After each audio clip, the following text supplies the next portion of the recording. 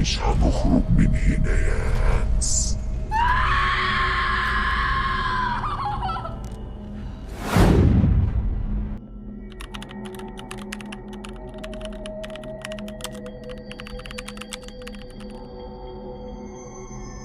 شوارع هادية وبيوت شكلها طبيعية جدا، بتستخبى قصص محدش كان يتخيل إن هي حقيقة. قصص مش خيال، مش أفلام، لكن الجرايم اللي حصلت فعلا في قلب المجتمع المصري.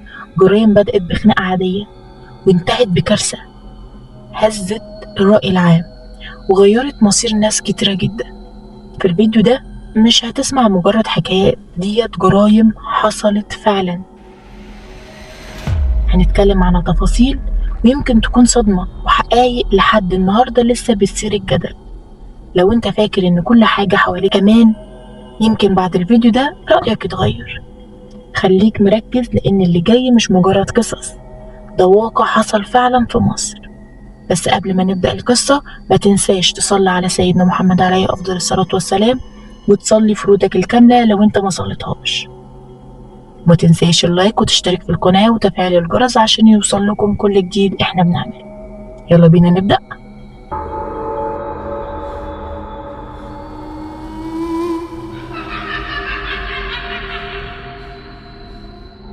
أنا نجلاء نعمة الله، عندي 21 سنة، من كفر الدوار، والقصة دي هي آخر يوم في حياتي. لو انت فاكر ان الخطر بيجي من ناس غريبة، خليني أقولك، أنا اتقتلت على إيد أقرب واحدة ليا. في البداية كده أنا كنت شغالة سكرتيرة في عيادة الدكتور عيون، معروف جدا في كفر الدوار. شغل بسيط روتيني كده، مفيش أي مشاكل فيه. لكن أهم حاجة في يومي كانت صاحبتي نورهان. كنا أصحاب بقالنا حوالي 4 سنين، بناكل سوا، بنخرج سوا، حتى لبسي كانت بتلبسه معايا. عمري ما تخيلت إن البنت اللي بثق فيها هتبقى هي السبب في نهايتي. كان يوم 3 أغسطس 2021، والدكتور كان واخد أجازة، يعني العيادة فاضية. كنت قاعدة لوحدي لحد ما الباب خبط. فتحت لقيت نوران صاحبتي، كانت لابسة لبسي اللي مستلفاه مني من 3 أيام. ضحكت لي، حضنتني زي كل مرة، لكن في حاجة جوايا كانت مش مريحة، إحساس غريب بس حاولت أتجاهله. دخلت وقعدت معايا وجابت لي عصير وقالت لي يلا اشربي. أنا استغربت، هي شربت الأول بس أنا مش عارفة ليه رفضت. قلت لها مش عاوزة حاجة دلوقتي.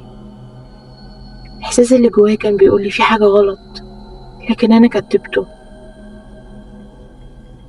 بعد شوية الباب اتفتح فجأة، دخل 2، محمد قريبها وواحد صاحبه اسمه مصطفى. هنا عرفت إن خلاص نهايتي قربت. بصيت لنورهان مستنية تفسير منها، لكن كانت ساكتة. وقالت لي متخافيش. قلت لها مين دول؟ محمد قريبها بيقول لي اقعدي ساكتة. حاولت أقوم أجري، لكن مصطفى ده مسكني. كان عليا نورهان اعملي. نورهان انتي بتعملي كده ليه؟ الحقيني. بصيت له وضحكت، ابتسمت ابتسامتها عمري ما هنساها، وقالت لي بكل هدوء عشان أنا تعبت منك، شايفاكي أحسن مني في كل حاجة، لبسك، شكلك، حتى الناس كلها بتحبك. أنا وقتها فهمت الغيرة كانت جواها من زمان وأنا ما كنتش شايفاها. محمد بدأ يفتش في المكان، الشنطة، في كل حاجة، واللي عليهم فين الدهب. نورهان كانت عارفة إن أنا بشيل الدهب في بيت عندي، في دولاب أمي. حاولت أقاوم أصرخ، لكن إيدي اتربطت. بصيت لنورهان، آخر أمل ليا يمكن تندم توقفهم. لكنها كانت واقفة تتفرج كأني مش صاحبتها. محمد قرب وقال لي آخر جملة في حياتي: معلش كده أحسن. نور اختفى، بعدها سكوت تام.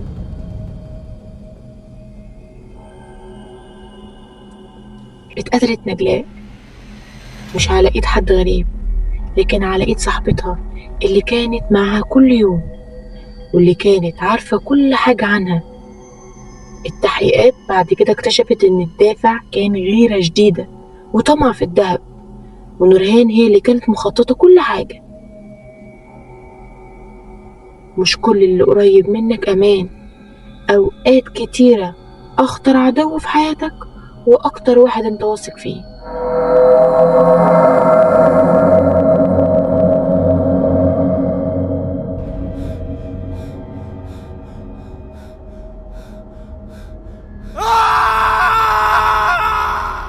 الجريمة التانية.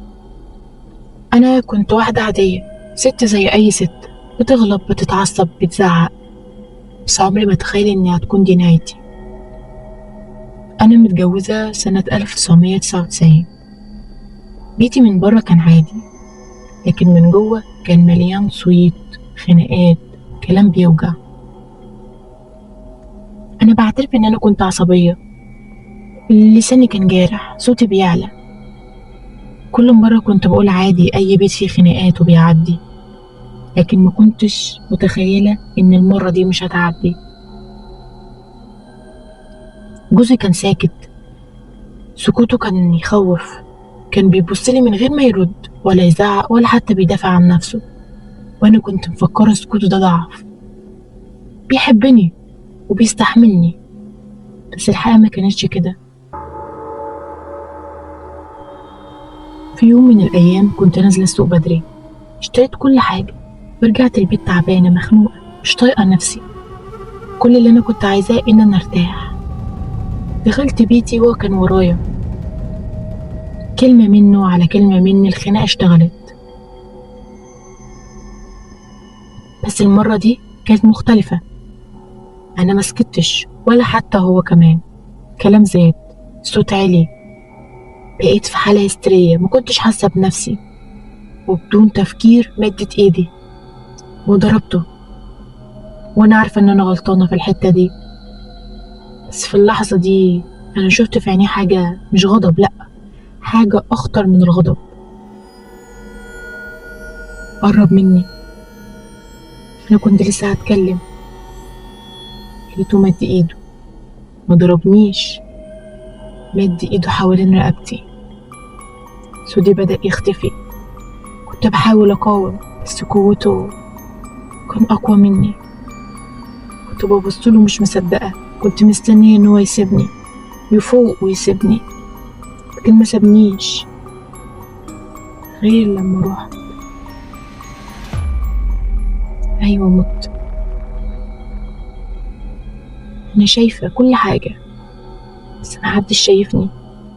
شفت جوزي وهو قاعد جنبي بيعيط مصدوم، مرعوب من اللي عمله، لكن خلاص فات الأوان. قام وقرر إنه يخبي كل حاجة. جاب برميل وطلعه على سطح البيت وشالني وكأني ولا حاجة. حطني جوه البرميل وبدأ يرش عليا ملح كمية مهولة علشان يخبي ريحتي، بس نسي إن الحقيقة عمرها ما بتتخبى.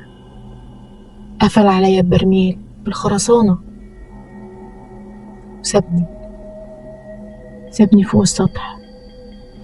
وعدى 5 سنين وأنا هناك، شايفة الشمس بتطلع وبتغيب، شايفة الدنيا ماشية من غيري، وهو كل يوم بيطلع السطح، مرة يعتذر لي، مرة يلومني،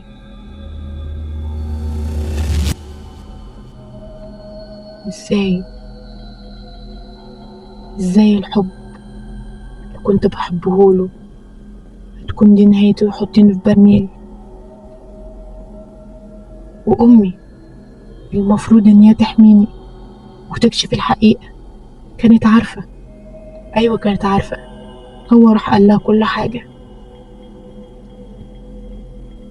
ويقول لها انت عارفة بنتك أنا ما كانش قصدي.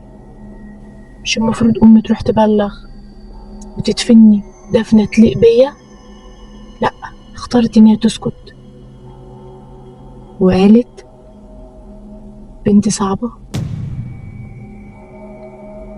بس أنا هنا، أنا لسه هنا، أنا فوق السطح في البرميل بشوف وبسمع. يمكن لو انت طلعت السطح في يوم من الأيام ممكن تسمعني. القصة ديت اتبعتت لي من اكونت فيك من غير اسم من غير أي حاجة. يعني بصراحة أنا مش عارفة ازاي عدى 5 سنين ولحد دلوقتي الجريمة ديت محدش عارفها. بس أكيد الحق هيظهر في يوم من الأيام. ندعي لها بالرحمة.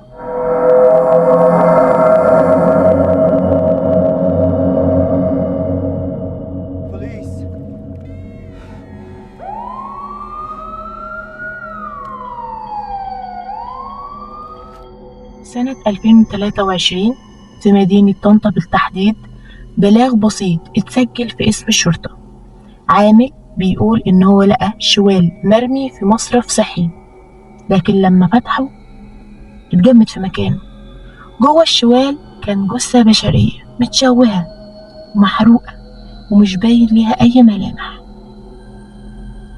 لكن اللي محدش كان يعرفه وقتها إن الجثة ديت مش مجرد جريمة قتل، دي بداية كابوس كامل هيقلب حياة ناس كتير.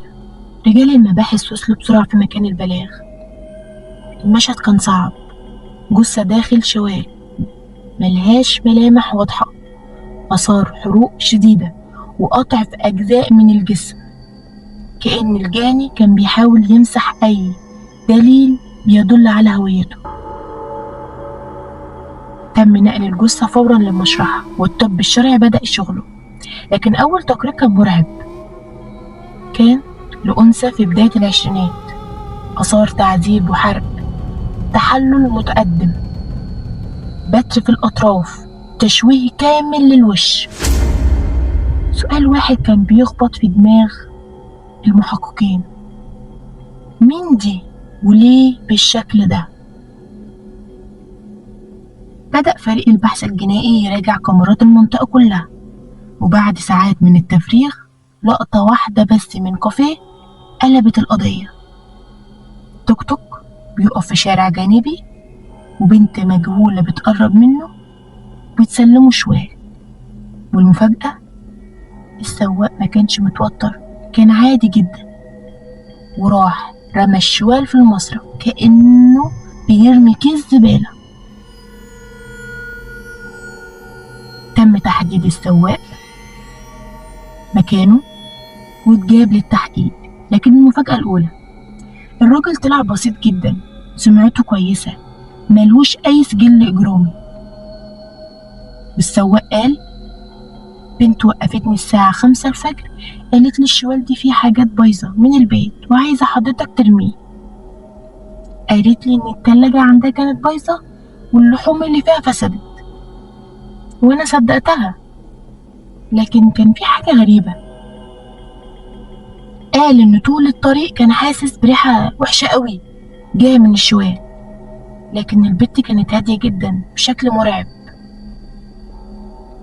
من خلال أوصاف السائق للبنت رجال الشرطة وصلت لعنوان البنت، وكان اسمها آية، وهي صاحبة الضحية، وهي فرحة محمد.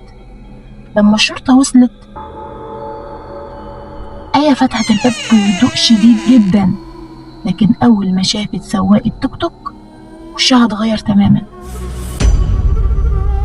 الضباط دخلوا الشقة والمشهد كان مرعب، آثار دم مغسولة لسه، سجادة مبلولة بشكل كامل، روايح معطرة قوية جدا، عشان تغطي على أي ريحة. آثار حريق في زاوية من زوايا الغرفة، لكن الأسوأ كان وجود بقايا من العظم والأشلاء البشرية. وعلى الترابيزة كان فيه موبايل جديد، لكن لما الشرطة فتحته كان عليه حساب فرح محمد المجني عليها، وآخر مكالمة كانت لاسم خالد أحمد. بعدها لقوا فيديو غريب على التليفون، فرحة بتقول فيه لو الفيديو ده اتشاف اعرفوا ان انا كنت مش لوحدي. وبعدها صوت خبطة جامدة وصريخ والفيديو اتقطع. وهنا آية بدأت تنهار تدريجي، لكن كلامها كان أغرب من المتوقع. وكان فرح كانت بتغير مني وهي مش كويسة زي ما أي حد فاكرها. وهنا الضابط سألها قتلتيها ليه؟ وردت بجملة صدمت الكل: أنا ما قتلتهاش، أنا خلصت اللي كان جواها. مع تقديم التحقيقات اتضح الآتي: آية وفرح كانوا أصحاب جدا مقربين، لكن العلاقة بدأت تتحول لتعلق مرضي. فرح كانت بتعاني من اضطرابات نفسية غير معلنة، وفي لحظات كانت بتتصرف بشكل غير طبيعي. بس السؤال هنا، إزاي بنت تعمل في الجثة كل ده؟ تمحيها بالكامل. سواق التوك توك قال حاجة جديدة، قال كان في شخص واقف بعيد بيراقبنا وكل ما ببص عليه بيختفي.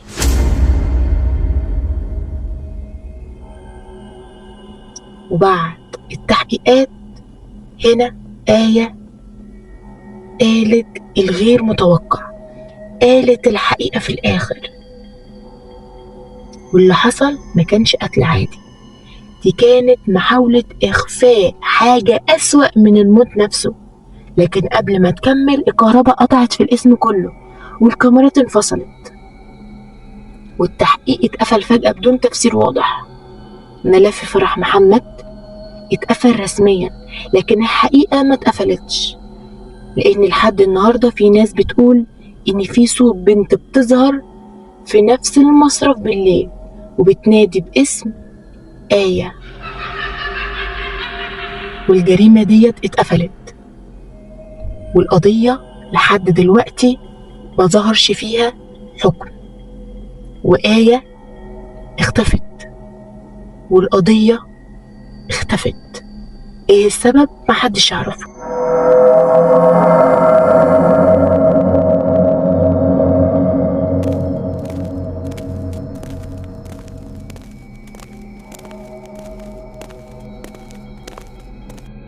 في قصص كتيرة بنسمعها بنقول إن هي خيال، وفي قصص تانية بنقول إن هي مستحيل أصلا تحصل في الحقيقة. لكن القصة دي حصلت فعلا، هزت مصر كلها وخلت ناس كتيرة مش قادرة تنام من الرعب. قصة الطفلين اللي اتسابوا جوه قبر أمهم لوحدهم لمدة يومين كاملين. لكن الغريب مش إنهم عايشين، الغريب إنهم إزاي عاشوا لمدة يومين كاملين. في قرية من قرى محافظة الشرقية كان في طفل صغير عمره 5 سنين، في السن المفروض اللي يكون فيه بيلعب ويضحك. كان بيواجه أكبر اختبار في حياته. أبوه مات وبعديها أمه توفت وهي بتولد أخوه الرضيع. في اللحظة دي بقى لوحده هو وأخوه. بعد فترة اللي استلمهم خالهم كان اسمه جابر. جابر ما كانش رحيم، كان كل يوم بيتخانق مع مراته بسبب الطفلين، وكان دايما بيقول لها هو هيعرف يتخلص منهم ازاي. وفي ليلة كل حاجة اتغيرت. خال الطفلين خدهم وطلع بيهم عند المقابر وقال جملة محدش ممكن ينساها: هوديكم عند أمكم، ما تخافوش أنا هرجع لكم تاني. ودفع فلوس لحارس المقابر وفتح مقبرة أمهم اللي هي أخته، ودخل الطفلين جوه وسابهم لوحدهم في الضلمة وسط الموتى. وقبل ما يمشي ادى للطفل الصغير شخشيخة عشان يلعب بيها أخوه الصغير الرضيع. قال له لو خفت العب بيها. والخال مشي ومرجعش تاني. يوم والتاني الطفلين جوه قبر أمهم من غير أكل ولا مية ولا نور. طفل عنده 5 سنين شايل أخوه الرضيع. حارس المقابر الجديد بدأ يسمع صوت غريب. في الأول تجاهله، تاني مرة خاف، تالت مرة اتأكد إن في حاجة مش طبيعية، صوت شخشيخة، وبدأ صوت طفل بيعيط. حارس المقابر فكر إنه هي أرواح، لكن هنا قرر إن هو يبلغ شيخ البلد، والأهالي قرروا إنهم يفتحوا القبر ده يشوفوا إيه اللي بيحصل جواه. ولما فتحوا الباب شافوا مشهد عمرهم ما ينسوه في حياتهم. طفل صغير قاعد شايل أخوه الرضيع ووشهم منور وسط الضلمة. الاتنين عايشين في حالة كويسة. ولما الدكاترة كشفوا عليهم قالوا حاجة غريبة جدا، إن الأطفال لسه واكلين. كلوا إزاي وجابوا الأكل ده إزاي؟ وهنا الطفل بدأ يحكي. الطفل قال إن أمه كانت بتجيله كل يوم وكانت بترضع أخوه وبتلعب معاهم، وبعد كده بترجع تنام تاني. وقال كمان إن في راجل بلحية بيضة لابس جلابية بيضة كان بيجولهم كل يوم بيأكلهم ويشربهم وبيلعب معاهم. لما الطب الشرعي فتح قبر الأم لقوا جسمها زي ما يكون لسه متوفية حالا، مش متحلل ودافي. وهنا الخال اتقبض عليه واعترف بكل حاجة، إن هو سابهم علشان الورث، وغير كده كمان مراته ما كانتش مستحملة الطفلين. لكن مفيش تفسير واحد منطقي إن هو يسيب طفلين جوه قبر.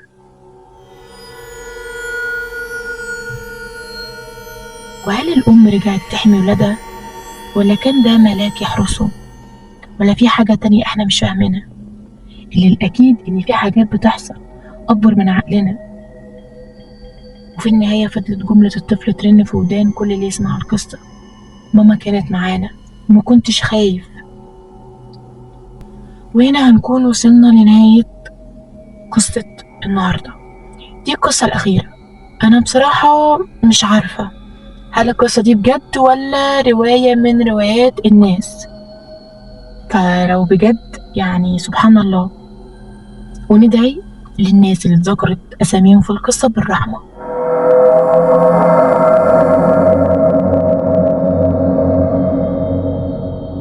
وفي النهاية القصص دي مش خيال، ده واقع حصل فعلا لناس عادية جدا كان جواهم جانب مظلم محدش شافه غير متأخر. خليك دايما واعي، لأن الخطر ممكن يكون أقرب مما تتخيل، واللي جاي ممكن يكون أغرب. وياريت ندعي ليهم بالرحمة.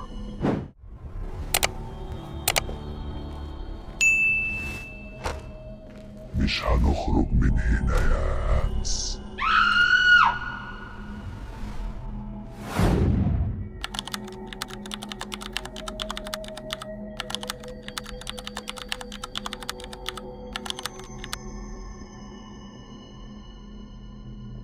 في جرايم بنسمع عنها وبتعدي، وفي جرايم تانية بتفضل عايشة جوانا سنين، لأننا مش بس عرفناها، ده احنا سمعناها وعشنا فيها. النهاردة احنا مش بنحكي جريمة وبس، احنا بنقول لكم لحظة موت بالصوت في مدينة هادية اللي الناس تعرفها بالتجارة والجمال. ورا باب شقة بسيطة حصلت واحدة من أبشع الجرايم في السنوات الأخيرة. والنهاردة هنتكلم عن قصة خلود درويش، بنت كانت كل أحلامها تعيش في أمان، لكن دفعت تمن كلمة واحدة بس، وهي لأ. بس قبل ما نبدأ الحلقة ما تنساش تصلي على سيدنا محمد عليه أفضل الصلاة والسلام، وتشترك في القناة وتفعل الجرس عشان يوصل لكم كل جديد احنا بنعمله. كل سنة وانتم طيبين بمناسبة العيد. يلا بينا نبدأ الحلقة.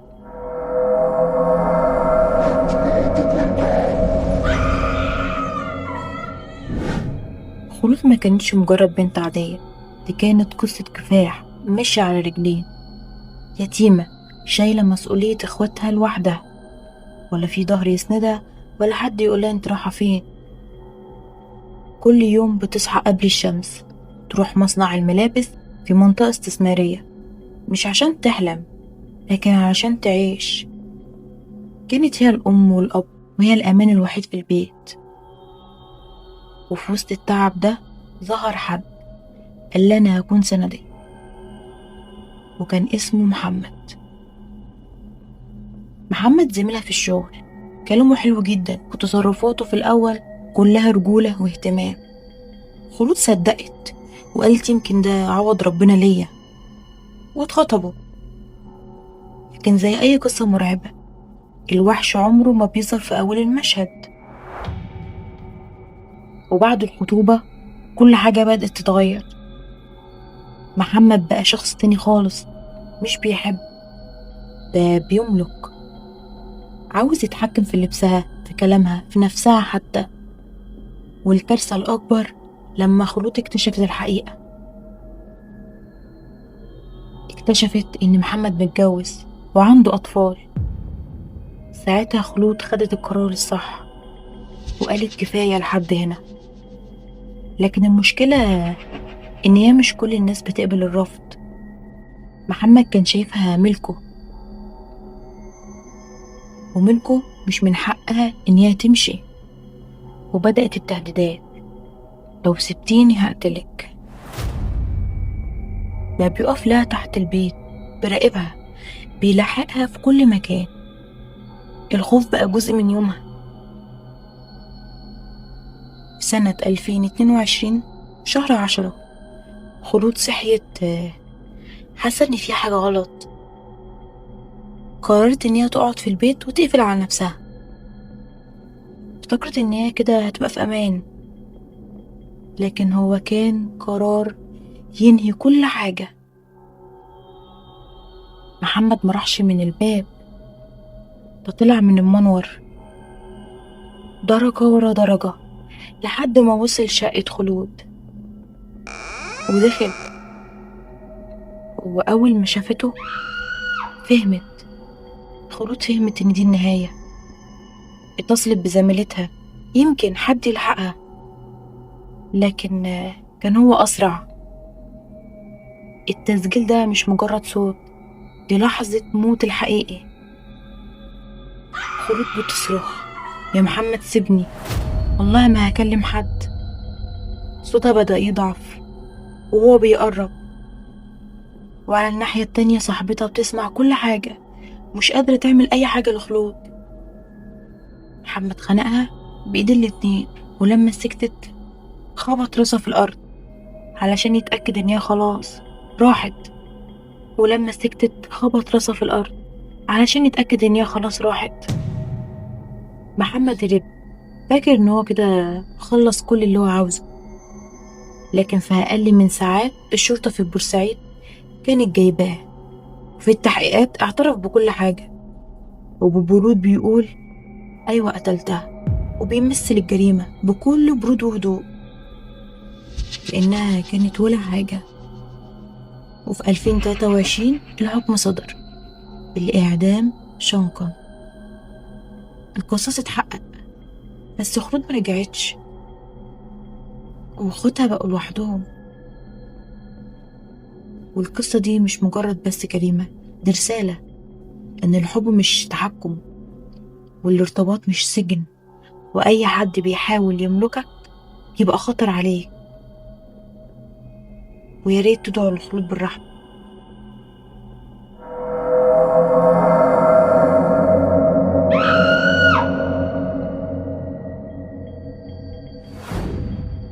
الحكاية التانية، مدينة العريش، مدينة هادية، جامعة بعيدة، أحلام بتبدأ في صمت. نيرة الزغبي، بنت صغيرة متدينة مسالمة جدا، راحت تحقق حلمها في كلية الطب البيطري، لكنها ما كانتش تعرف إن الخطر ممكن يكون أقرب ليها من أي حد، وجوه سكن الطالبات. الحكاية دي مش مجرد مشاجرة بين زميلتين، دي قصة ابتزاز، ضغط نفسي، وقلب شابة كان ممكن ينهار لأي سبب. ودي الحكاية التانية، يلا بينا نبدأ.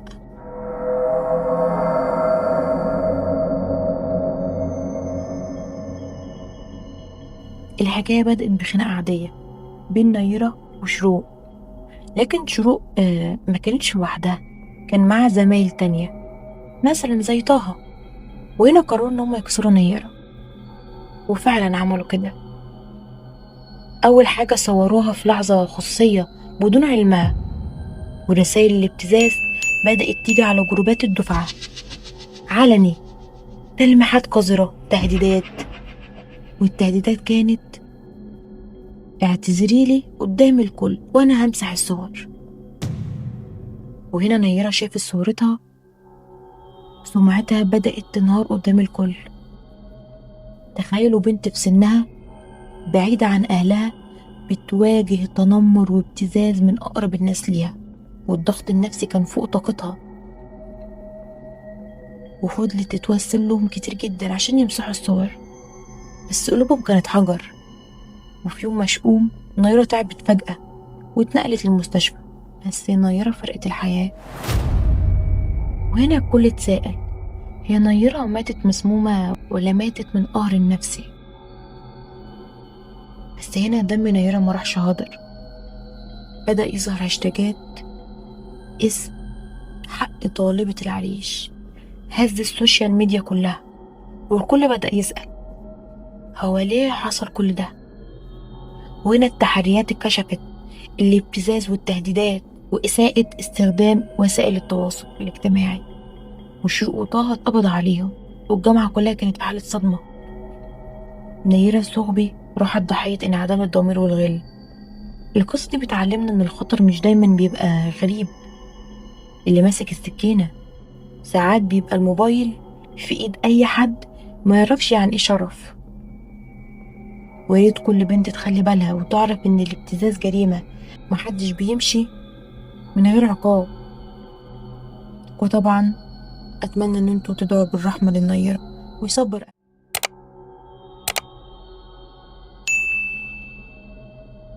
مش هنخرج من هنا يا هانس.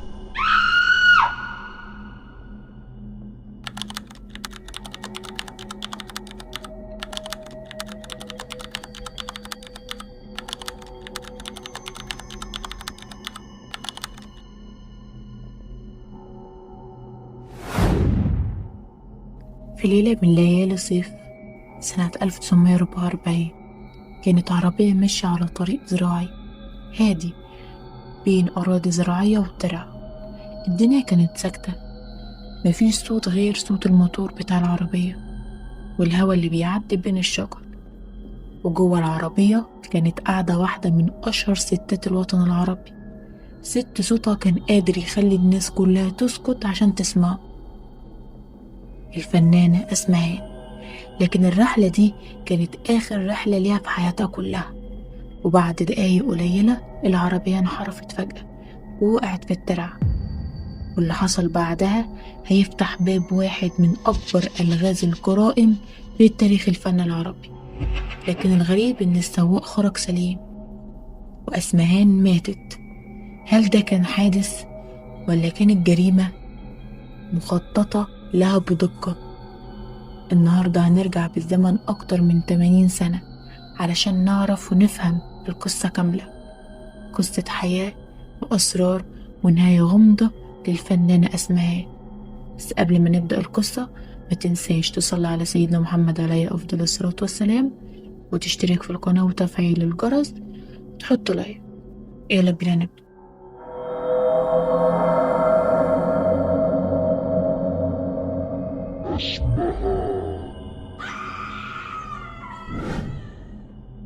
القصة بتبتدي سنة 1912 في سفينة كانت ماشية في البحر.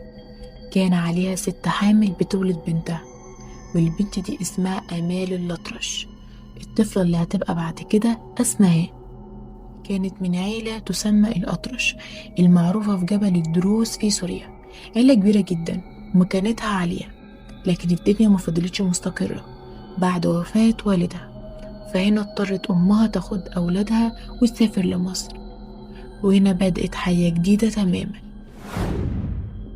القاهرة في الوقت ده كانت عاصمة للفن، مسارح، موسيقى، سينما اللي لسه بتتولد. وكان في شاب صغير كان بيحلم يبقى موسيقار كبير، وكان هو أخوها فريد الأطرش.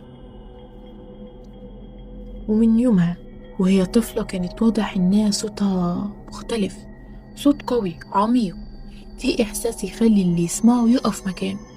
واخوها فريد لاحظ ده بسرعة جدا، وبدأ يعلمها الغنى والموسيقى، ومع الوقت بدأت تغني قدام الناس. في وقت قصير جدا الناس بدأت تتكلم على طفلة صغيرة اللي لسه مش طبيعي، وبدأت شهرتها تكبر عن اليوم اللي قبله. لكن مع الشهرة دي بدأت المشاكل. أسمهان ما كانتش شخصية عادية، كانت جريئة عنيدة مش بتخاف من حد، وده اللي خلى ناس كتيرة جدا بتحبها، وفي نفس الوقت خلى برضك ناس كتيرة تكرهها جدا.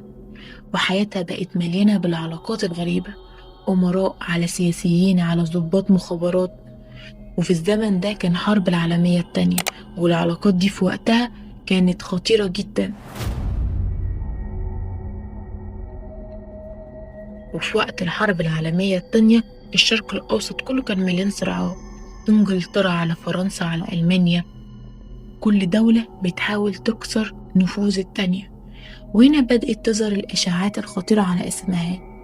إشاعات بتقول إن هي كانت بتشتغل مع المخابرات البريطانية، وفي روايات تانية بتقول إن هي بتتجسس، لكن الحقيقة محدش يقدر يثبتها. والمؤكد إن أسمهان كانت عارفة أسرار كتيرة جدا.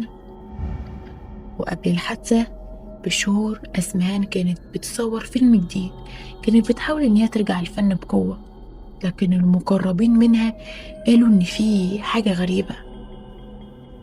واللي كانت أسمهان بتقول إن هي قلقانة جدا وحاسة إن في حد بيراقبها. ويوم 14 يوليو سنة 1944 أسمهان ركبت العربية مع السواق بتاعها، كانوا رايحين يقضوا يوم كده في راس البر. الطريق كان فاضي، العربية ماشية بسرعة، وفجأة العربية انحرفت عن الطريق ووقعت في الترعة. ولما الناس جرت علشان تنقذهم السواق خرج من العربية بسرعة، لكن أسمهان ما خرجتش، وتم العثور على جثتها في المية.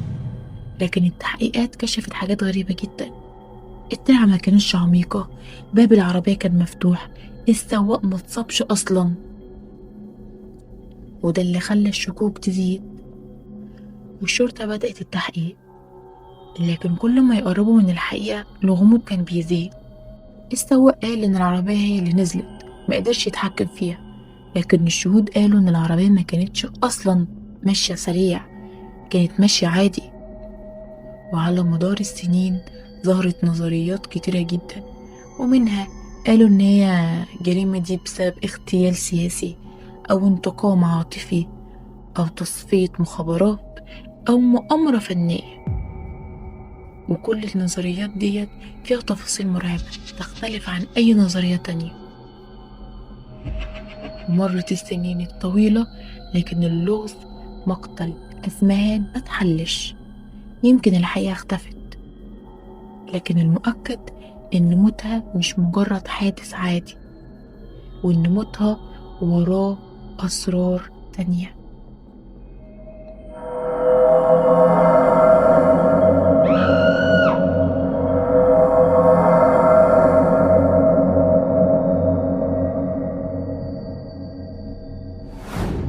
وهنا نكون وصلنا لنهاية حلقتنا. رب تكون عجبك، متنساش اللايك الجميل وتعليقك الأحلى، وتصلوا على سيدنا محمد عليه أفضل الصلاة والسلام في التعليقات.